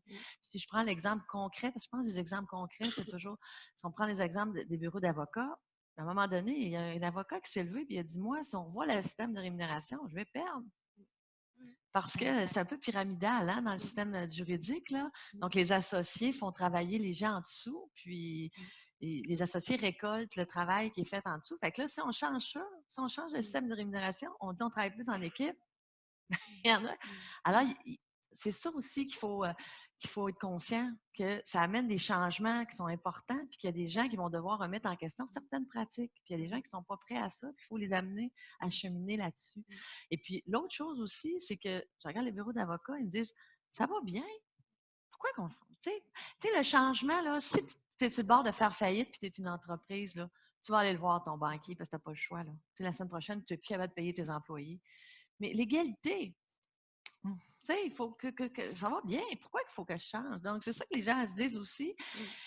Puis, l'égalité, c'est émotif aussi. Hein? Quand on parle de ça, tout le monde a son opinion personnelle, tout le monde parle de sa situation, les gens ont de la difficulté à détacher. Si c'est une implantation d'un nouveau logiciel, là, tout le monde s'assoirait très simplement, on discuterait de ça, on se ferait un plan. Mais quand on parle d'égalité, on parle, ouais, mais moi, ma femme, moi, ma fille, moi ci, moi ça. Puis là, on tombe dans le personnel. Là, puis là, les stéréotypes embarquent. Puis, donc, alors, c'est ça. Donc, je pense que c'est pour ça qu'il faut accompagner les gens sur le processus. Puis peut-être juste pour compléter sur la question tout à l'heure, nous, quand on travaille avec des organisations, on fait des choses. On travaille avec les femmes. Je pense que c'est important de les rencontrer tout seuls. On travaille avec les hommes aussi. C'est pas vrai qu'ils n'ont rien à dire. C'est pas vrai qu'ils vivent pas des choses aussi. Puis après ça, on fait des groupes mixtes. Ça, c'est le fun. Après, parce que là, ils discutent ensemble. Les gens m'ont dit, on n'a jamais parlé de ça chez nous. Il est arrivé, on est rendu à 40 de femmes où il n'y en a pas de femmes. Puis moi, je suis une femme seule. Je n'ai jamais parlé de ça avec mon collègue. C'est la première fois qu'on me pose des questions sur qu'est-ce que je vis, qu'est-ce que je pourrais changer et tout. Donc, juste le processus va être, je pense, être aussi important pour après ça, identifier ensemble. Moi, je crois beaucoup que c'est les gens qui doivent identifier leur propre solution, leur propre diagnostic quand on parlait de diagnostic de la situation. Et déjà, d'avoir réalisé quelque chose, on devient plus ouvert au changement. En tout cas, je ne sais pas si ça répond à la question. Oui. J'ai Geneviève, Audrey et puis Mme Lemieux. Geneviève. En fait, moi, je pense que les milieux, quand ils prennent conscience, là, mais souvent, il y a quand même un geste qui part d'en haut. Là. Il y a un intérêt. Ça, je pense que c'est important. Moi, j'en étais témoin. J'étais à la CCQ avant que Diane Lemieux arrive. Le dossier des femmes, on n'arrivait pas à le placer dans la structure de leadership de l'organisation.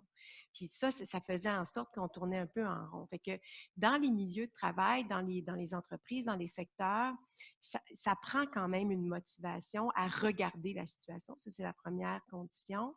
Puis après, ben, il faut s'adapter dans les arguments parce que bon, il peut y avoir des positions de déni, il peut y avoir des peurs de perdre des privilèges.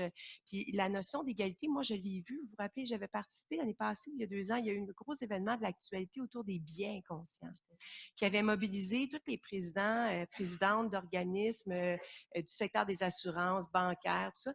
Puis ça m'a fascinée parce que par rapport aux échanges que j'ai avec les milieux du terrain depuis plusieurs années sur les enjeux d'égalité, eux, ils abordaient la question de la parité ou des enjeux d'égalité sous l'angle des biais, puis sous l'angle de la profitabilité économique de leurs entreprises. Donc, en fait, ils acceptaient de regarder les mêmes constats qui sont regardés parfois de votre côté, mais sous un angle d'intérêt du développement de leurs entreprises. Puis, dans les échanges autour de la table, c'est sûr que la question se posait, oui, mais les gars si on revoit nos processus de dotation pour mettre en place une règle de parité ou comment ça va être vécu du côté des gars là, qui sont en attente, qui sont dans des parcours pour cheminer puis obtenir des postes. Puis, donc, il y a des grandes transformations, puis il faut que les gens qui dirigent acceptent de gérer cette zone-là qui est complexe à gérer à l'intérieur d'un milieu de travail, puis à l'échelle d'un secteur, bien, on peut comprendre que donc, moi, je pense qu'il faut continuer de faire des études, il faut continuer de les nommer, il faut peut-être accepter de les nommer des fois avec des arguments qui font l'affaire des intervenants, sous l'angle des différents intervenants, pour avoir une écoute, créer une écoute. Puis il faut trouver les gens qui sont capables de piloter puis de devenir un peu obsessifs pour faire en sorte que le milieu de travail s'en occupe. Là. Des stratégies gagnantes. Merci. Geneviève et puis Mme Lemieux. Ben, en fait, il y a 2 aspects qui construisent l'écart parce que d'un côté, on a nommé le concept du plafond de verre. Donc, effectivement, je vois les possibilités qui sont au-dessus de moi, mais je suis incapable de franchir les obstacles de l'organisation qui me permettent d'accéder, soit parce que je suis jamais considérée dans les processus de promotion, soit parce que j'ai eu des enjeux de maternité qui m'ont fait reculer, soit tout simplement parce que je deviens complètement invisible. Et ça, c'est sûr que pour travailler l'aspect du plafond de verre, il y a 2 choses. Un, de notre côté, on doit travailler l'empowerment de la femme. Donc, de dire c'est quoi tes stratégies, toi, pour réussir à te positionner sans te dénaturer? Parce qu'il y a des secteurs d'activité où les femmes vont avoir tendance à adopter le même style de leadership masculin de ce milieu-là pour tracer leur chemin, tout en se dénaturant. Il y en a plusieurs qui nous nomment ça. Donc, comment je fais pour travailler plus spécifiquement à travailler l'empowerment de la dame pour qu'elle puisse faire son chemin et travailler le systémique à l'intérieur, comme tu nommes, Audrey, de la structure pour que les choses changent au niveau des processus. Et c'est sûr que tout humain sur Terre vit de la résistance, vit de la peur au changement. Bien, ça veut-tu dire que, puis pourquoi je mettrais une mesure en place qui favorise les femmes quand moi, j'ai tracé mon chemin tout seul? Ce que les gens ne se rendent pas compte, c'est que des milieux qui ont été très homogènes pendant longtemps se sont construits avec un système de gestion homogène.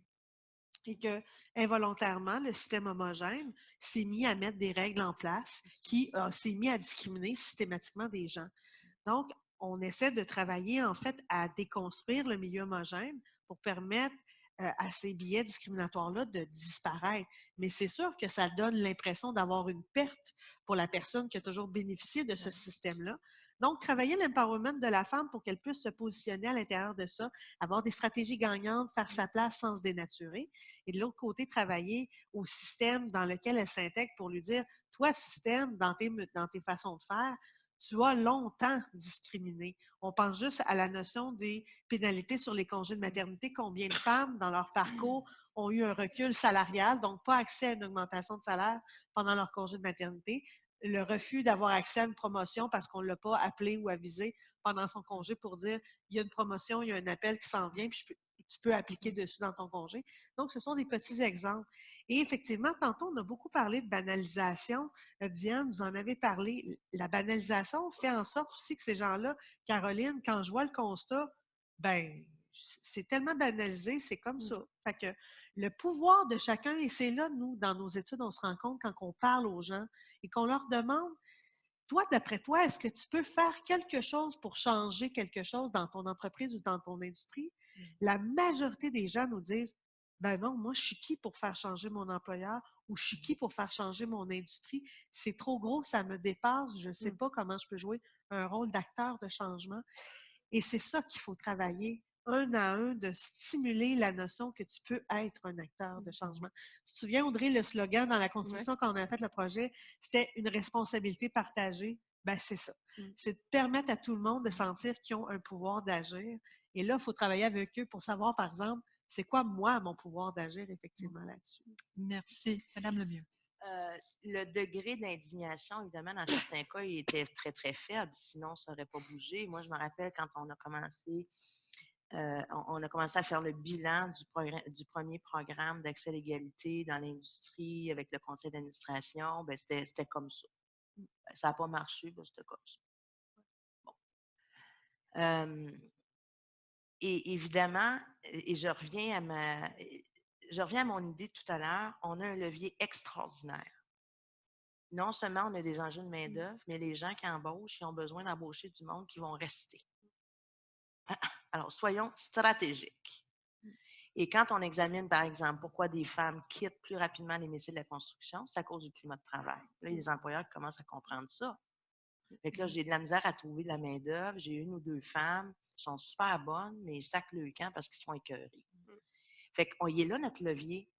Si tu veux garder ce main-d'œuvre-là, comment tu vas agir sur ces questions-là qui sont plus structurantes, plus sophistiquées, mais en même temps, si tu veux garder cette main-d'œuvre-là, ces conditions-là ne peuvent pas perdurer. De la même manière, j'ai de la misère à garder des gens parce que je n'ai pas de souplesse dans mes horaires de travail alors que j'ai des jeunes qu'il faut qu'il y ait à garderie. Je veux dire, c'est la question de l'heure.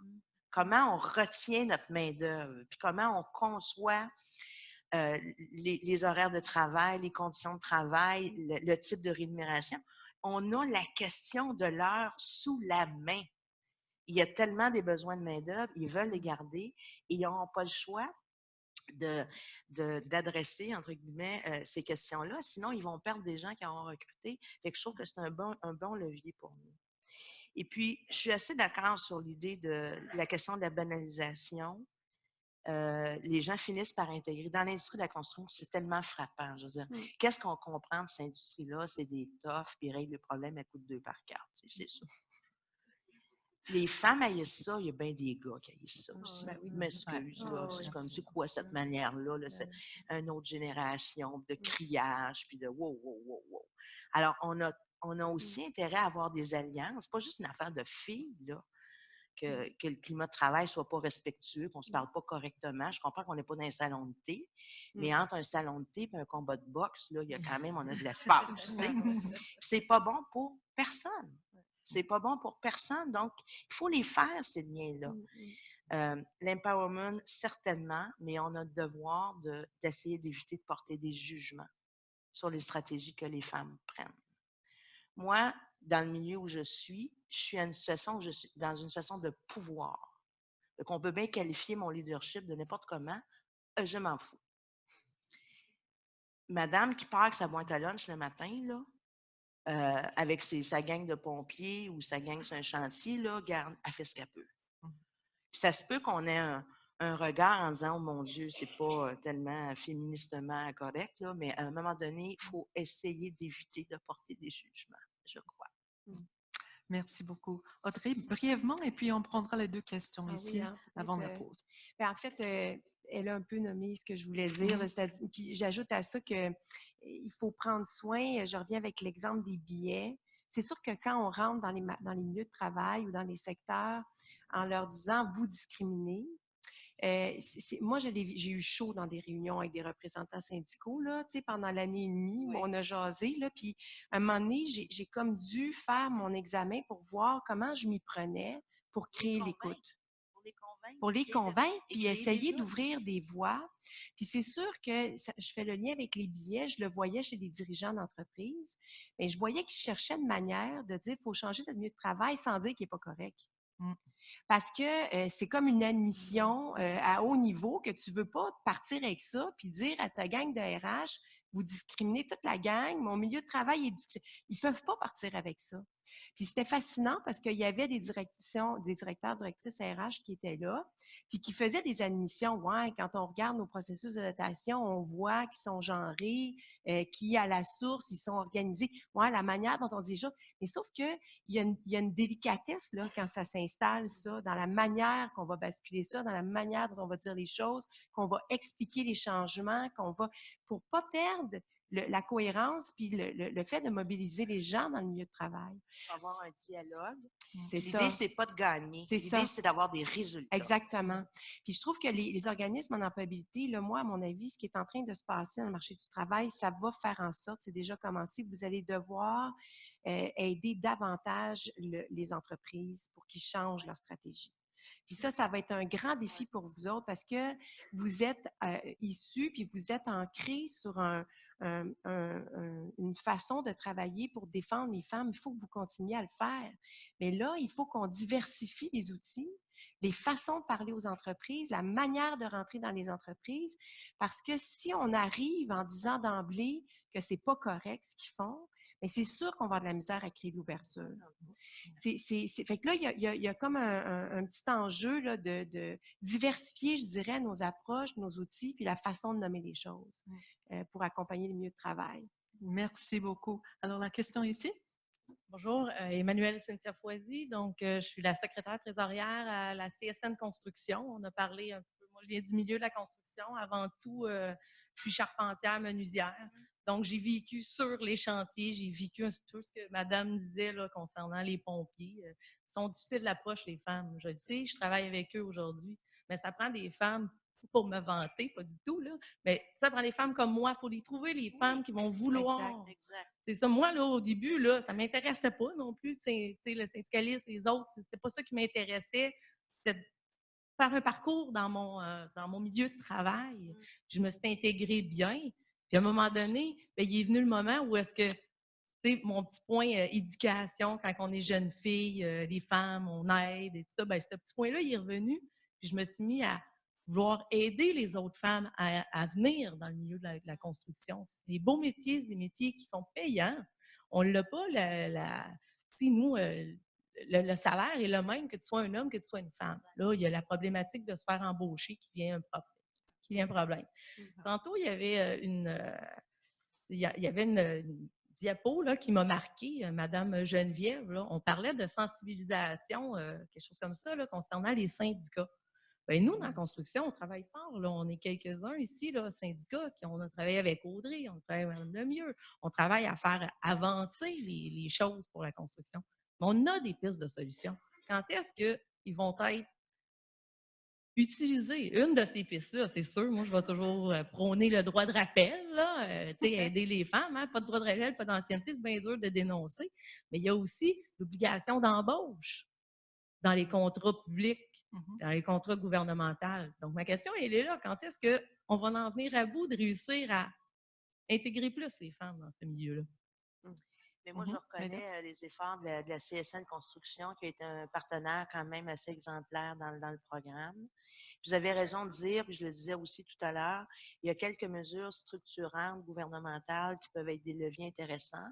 On ne peut pas mettre tous nos œufs dans ce panier-là, mais il reste que, par exemple, le programme d'obligation contractuelle. En tout cas, on y travaille, c'est tough, mais on va finir par y arriver. Mais je note aussi, dans le milieu syndical, il faut comprendre que dans l'écosystème dont j'ai la responsabilité, il y a 5 associations syndicales reconnues. Il y a globalement à peu près aucune femme sur les instances des associations syndicales. La CSN est un peu plus exemplaire que d'autres, mais globalement, et si je compare avec les associations patronales, il y en a plus dans les associations patronales. Il y a plus de femmes entrepreneurs. On voit aussi un passage d'entreprise familiale de père en fille, qui est un phénomène extraordinaire. Puis, je vais être honnête avec vous. Dans toutes les résistances, pour Audrey peut en témoigner, qu'on a rencontrées pour faire avancer le programme d'accès à l'égalité, les résistances qui m'ont le plus étonnée et qui ont été les plus coriaces, ça a été du milieu syndical, étrangement. Bien, alors que, le milieu syndical, les grandes associations syndicales, ils ont fait des combats sur l'égalité salariale, puis tout le kit. Mais dans le milieu de la construction, ça a été très, très dur, puis ça s'explique. Ça s'explique parce qu'on était dans un contexte, pas le contexte autant de rareté de main-d'œuvre. Ça s'explique à cause de la structure, vous la connaissez, la structure de l'industrie de la construction. Vous avez nommé des réalités qui se distinguent du marché du travail, disons, ordinaire, droit de rappel, ancienneté, ces affaires qui n'existent pas. Alors, ça peut s'expliquer, mais les plus grandes résistances, étonnamment, sont venues des associations syndicales. C'est fou, hein? Mais là, je ne sais pas. Puis le fait que vous venez d'un métier, ça donne beaucoup de crédibilité aussi dans votre approche avec les femmes. Il faut que vous l'utilisiez. Vous avez un atout extraordinaire. Vous les connaissez ces métiers-là. Fait que ça, c'est vraiment, c'est chouette. Merci beaucoup. Je prendrai la question ici. Après, on a une question par webinaire et puis je reviendrai à Martine et ça sera tout le temps qu'on aura pour les questions. Alors, madame. Bonjour, Josée Landry, présidente de l'Ordre des conseillers et conseillères d'orientation du Québec. Je suis très contente d'être ici. J'aurais beaucoup de choses à dire, mais je vais faire des choix dans ce que je vais dire une chose. Je me dis que je vais être ici toute la journée, je vais pouvoir parler à beaucoup de monde. Geneviève, vous avez parlé des services d'orientation dans lesquels il y a eu des coupures. Je veux dire que c'est absolument primordial qu'il y ait des services d'orientation dans les organismes en employabilité. Parce que, bon, au-delà des métiers en pénurie de main-d'œuvre, parce qu'on parle beaucoup de métiers en pénurie de main-d'œuvre, pas seulement pour les femmes, aussi pour les hommes, là, de façon générale, les métiers en pénurie de main-d'œuvre n'intéressent pas toutes les femmes, mais celles qui veulent y aller, soit parce qu'elles sont jeunes ou en réorientation, c'est important de leur donner le moyen de s'y rendre. Donc, soit par une formation, soit en reconnaissance des acquis et des compétences. Personne n'en a parlé, mais ça existe. Je pense que ça peut être une solution. Je pense que, bon, Audrey en a parlé, hein, les compétences essentielles et les compétences du futur. Je pense que les compétences n'ont pas de sexe. Alors, ça, les conseillers d'orientation peuvent travailler avec les femmes, bon, toutes les personnes évidemment, mais avec les femmes pour rejoindre un domaine qui les intéresse, qui est peut-être inaccessible, qui leur paraît inaccessible, mais avoir un plan d'action, puis y arriver avec les conseillers d'emploi dans les organismes aussi. Et où je suis vraiment préoccupée, c'est que les organismes en employabilité ont une clientèle en général qui n'a pas accès à des services d'orientation dans le privé. Ils n'ont pas les moyens de se payer des services d'orientation en privé. Alors, moi, je vois, je suis très, très, très préoccupée par l'accès aux services d'orientation pour ces personnes-là.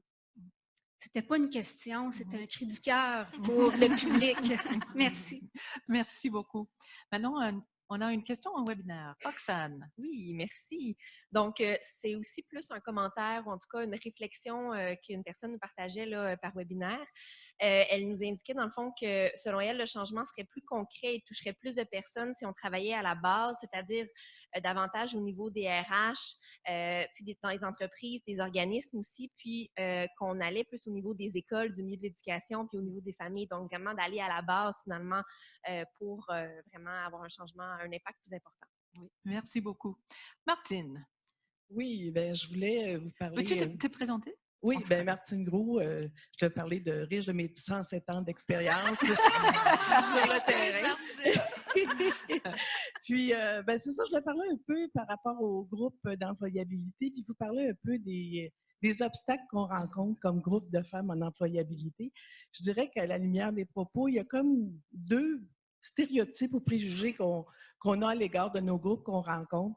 Premièrement, c'est celui qu'on rencontre dans tout le mouvement, c'est tout le mythe de l'égalité. Hein? On a l'impression qu'aujourd'hui, tout est réglé au niveau des lois et tout ça, puis que les femmes sont presque égales, puis qu'on n'a pas grand-chose à faire. Donc, il a fallu faire beaucoup de démarches pour avoir la politique d'égalité qu'on a maintenant. Je vous dis, c'est un travail de championne, comme je vais emprunter l'expression de Mme Lemieux. Et donc, on aimerait ça que pour le renouvellement de la prochaine, on pense qu'on va avoir encore besoin d'une politique d'égalité, puis qu'on n'ait pas autant de démarches à faire, mais que ça puisse couler pour déjà prévoir au bout de 3 ans pour une prochaine politique d'égalité. Deuxième chose, c'est que souvent, on est perçu comme des groupes féministes, donc qui n'auront pas l'approche qu'il faut pour travailler avec les employeurs ou qu'on va arriver avec nos grosses bottines jaunes puis qu'on va comme bousculer. Alors que sur le terrain, on travaille dans une approche positive avec les femmes, on va chercher les forces. Puis, vous savez, on est évalué en fonction de nos taux de placement. Et nos taux de placement sont excellents, 80% et plus. On a l'expérience de travailler avec nos entreprises et oui, on est appelé de plus en plus à les accompagner pour diversifier leur processus de recrutement et de rétention de personnel. Puis, dans la dernière année, en tout cas, dans nos organisations, on n'a jamais vu autant d'entreprises qui s'adressent à nous pour des besoins de main-d'œuvre, alors qu'avant, c'est quand ils n'étaient pas capables de combler le poste avec des conditions pas possibles qu'ils nous téléphonaient. Alors là, on voit qu'il y a vraiment un changement. Donc, oui, il y a une opportunité, puis oui, on est là pour continuer à faire avancer la cause des femmes, mais de toute la société, parce qu'on voit que quand on poursuit le principe d'égalité avec des bonnes conditions de travail, effectivement, ça profite à tout le monde. Il y a une autre chose aussi que moi, je trouvais qui était très payant en termes d'approche, c'est quand on avait des groupes de formation professionnels ou techniques, ou même dans nos organisations, là, qui ne sont pas nécessairement en milieu scolaire, avec des formations spécifiques femmes. Nous, durant 10 ans de temps, on a formé des femmes en installation et réparation de systèmes d'alarme. Puis pourquoi elles y venaient? C'est parce que ce cours-là s'adressait à elles, donc elles se sentaient, interpellées, et deuxièmement, au niveau de l'approche pédagogique et de la façon dont ça se passait aussi dans la montée, le plan de cours et tout ça, ça avait des bons succès. Bien sûr, dans la démarche, il y avait aussi un temps où là, elles étaient en approche mixte par des stages et tout ça, mais d'avoir une pédagogie adaptée puis des programmes spécifiquement pour elles en formation, ça avait beaucoup de poids. Donc, un jour, j'aimerais ça qu'on puisse retrouver cette approche-là parce que c'est vraiment payant. Merci beaucoup, Martine. Je donne le dernier mot à Geneviève et puis après ça parfait, je fais tout le temps qu'on a. Je fais du pouce parce que c'est important le dernier point par rapport à Martine, parce que les jeunes filles qui sont en parcours scolaire continu, qu'on appelle, pour elles, d'aller en formation, puis de côtoyer, d'être en minorité dans un programme majoritairement masculin, pose pas tant de problèmes. La plupart nous disent, mais moi, je suis habituée, j'ai toujours été avec des gars, ça me va. Les femmes qu'on côtoie, nous, en réorientation de carrière, qui sont rendues à un certain âge et elles se sentent moins à l'aise à ce moment-là d'être dans ce type de programme de formation-là. Et les programmes qu'on ouvrait, souvent, on se retrouvait avec des bassins de femmes avec pas mal le même âge. Nous aussi, on en avait dans nos organismes, entre autres en usinage, et on pouvait toutes travailler la stratégie un peu différemment. Au niveau de l'apprentissage, on en a parlé, la notion de la prise de risque versus j'ai besoin de me sentir compétente avant de faire quelque chose, et de les concentrer ensemble nous permettait toutes de venir déconstruire ces choses-là et de les mettre dans un milieu plus confortable pour elles, leur méthode d'apprentissage d'un métier comme celui-là. Je fais vraiment du pouce là-dessus versus nos jeunes filles en parcours. C'est vraiment pour moi deux situations complètement différentes parce que le but, c'est qu'on ne veut pas commencer à faire juste des formations pour les gars, juste des formations pour les filles, mais les femmes en réorientation de carrière, c'est vraiment très facilitant de faire des groupes de formation femmes. Merci. Oui, oui, oui. Allez-y. Alors, le dernier mot à Mme le ministre. Oui, absolument. Bien, moi, ce que j'entends, Martine, vous étiez un dernier recours à une certaine époque. Maintenant, vous êtes front. Les employeurs ils ont besoin de main-d'œuvre. Fine, ça tombe bien, on en a. Et en plus, on va aider à leur intégration, on va accompagner, on va vous-même vous donner des bons conseils pour que ça marche. C'est une opportunité fantastique. Excusez, je suis très pragmatique. Non, non, non. Sur votre souhait que la nouvelle politique, l'éventuelle nouvelle politique pour l'égalité des femmes du gouvernement soit renouvelée, que ça se fasse facilement, moi, je vous annonce que ça va être compliqué. J'ai joué dans le film, je pense qu'il faut persévérer. Je crois tout. Non, mais honnêtement, ce ne sera pas simple, c'est jamais simple. Mais ça fait partie des choses structurantes qu'il nous faut conserver. J'avoue que c'est un peu loin de moi. La politique, c'est quoi les enjeux aujourd'hui? Je ne pourrais pas vous le dire. Mais c'est sûr que c'est jamais gagné d'avance, ces affaires-là. Là. Mais ça fait partie de la complexité des choses qu'on a à faire, puis des combats qu'on a à faire, puis qui font en sorte qu'on a un ou deux résultats structurants qui vont faire la différence. Alors, il faut accepter cette complexité-là, puis il faut trouver des championnes qui vont aller faire le combat. Audrey me supplie pour un dernier affaire. C'est un beau mandat pour le CC Femmes dans ma concertation de préparer les travaux pour la prochaine politique. Donc, Geneviève et moi, on pourra peut-être s'en parler si le comité est intéressé. T'as-tu vraiment dit si le comité est intéressé? Ben là, je ne veux pas décider à votre place, là. Je fais attention à mon rôle. Mais deuxième affaire, j'ai l'impression d'avoir alimenté un des mythes là, quand j'ai dit dans l'approche. Mais je veux juste appuyer le fait, là, je regarde les cibles d'Emploi Québec sur le soutien aux entreprises. Là. Ils sont à 10 000 entreprises à l'échelle du Québec là, qui ont été capables d'être soutenues. Puis on ne dépense pas l'argent qu'on a pour aider les entreprises en ce moment. Ils ne viennent pas vers des services d'emploi. Et donc, ce n'est pas le mythe de votre bord dont je parlais. Là. Je parlais du mythe de leur bord. Puis il y a beaucoup de joueurs qui s'en viennent sur la glace des enjeux de rareté de main-d'œuvre en ce moment-là. Puis, tu sais, ça ne veut pas dire que ce n'est pas des bons joueurs, mais soudainement, l'enjeu de rareté devient un enjeu de prospérité. Et là, tous les acteurs économiques sautent sur la glace. Puis vous avez une expérience en employabilité qui est très riche.